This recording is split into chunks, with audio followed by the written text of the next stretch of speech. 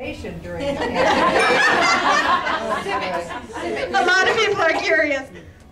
Fortunately, a couple things. One, I'm very fortunate. Again, I do have the best husband on the planet, and he maintained a lot of the basics. In the beginning of the campaign, I was fortunate. What I would do is I would be home with my children in the morning, and then my husband got home at 3, I would go to the office at that time and work till, midnight, 1, whatever it took. And so I was still homeschooling my children all through last year. And then in the fall of this year, I didn't start homeschooling again until after we won the election. The nice thing is in Minnesota, you don't have to follow the traditional calendar.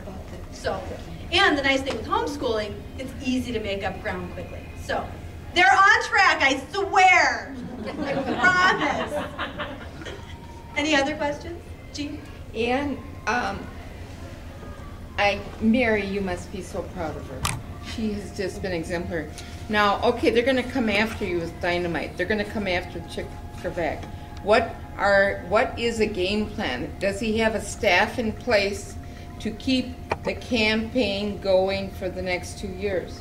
Well, let me say, when I started with Chip, and throughout the campaign, anyone who asked, so what are you going to do when Chip wins? Are you going to go to Washington? And I said from the beginning, I can't. I'm done after the campaign. So I'm actually no longer working with the campaign or the congressional side. But my understanding is that all they've done is strengthen the structure that we had in place. So I have to assume that they are well prepared for what will be happening.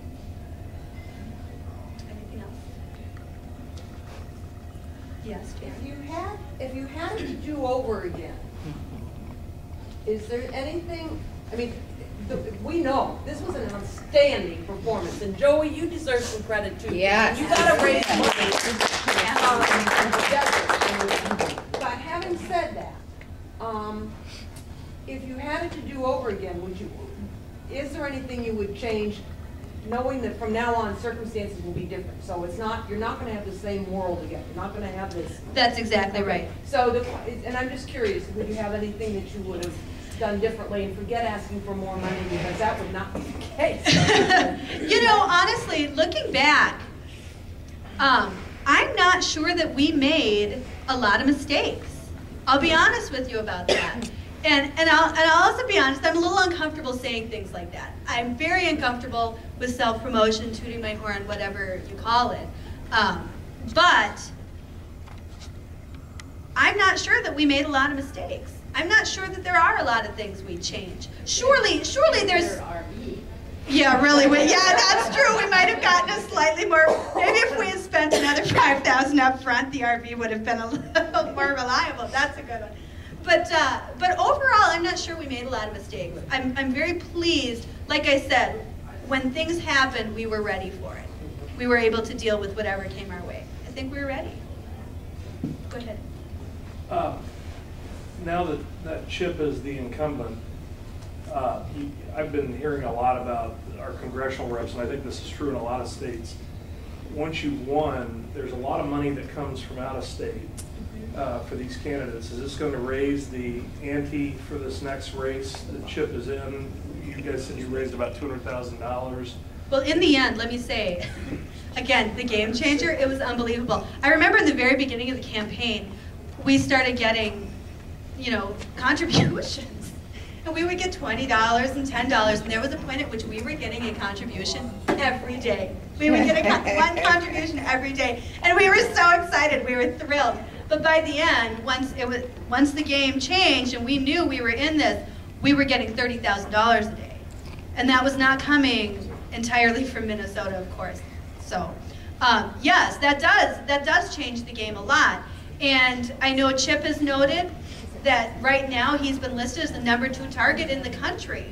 Because of course the Dems own that seat. They own the 8th district. That can work to his advantage too. Absolutely, absolutely. He's going to get a lot more attention and money. He was on Huckabee last night. That's right, yep. Andy? I'll say this as a chief of staff and someone who's run a lot of campaigns. Chip's going to need your help. And you wonder where the money's going to come from. It's going to come from all of you. And I would strongly encourage you tonight, whether it's $10, $15, $25, whatever it may be, write your check now.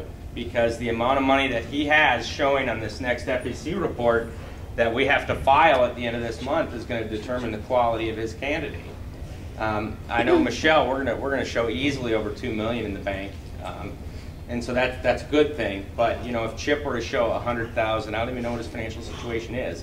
But if it were to show some good money in there, some of these longtime legislators that may think he's renting this seat are going to take a look back, going, man, do I want to go up against this? So again, I go out to Washington every other week. I'm happy to take those checks out there for you. But I sincerely mean that. Write a check tonight. Don't wait, because the Democrats are already getting checks, and they're already going to run.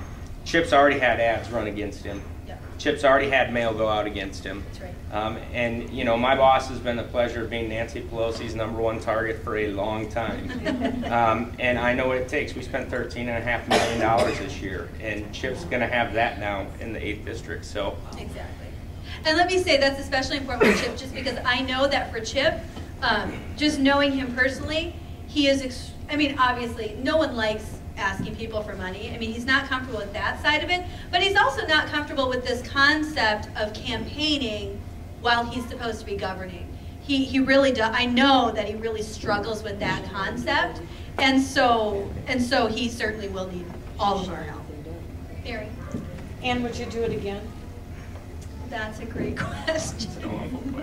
I already asked her that. You know, I honestly, I have to say I really enjoyed a challenger race. I think that if I do it again, I would like to stick with challenger races. I know that we'll have a couple here in Minnesota, maybe some interesting races in 2012. I could be interested. We'll see.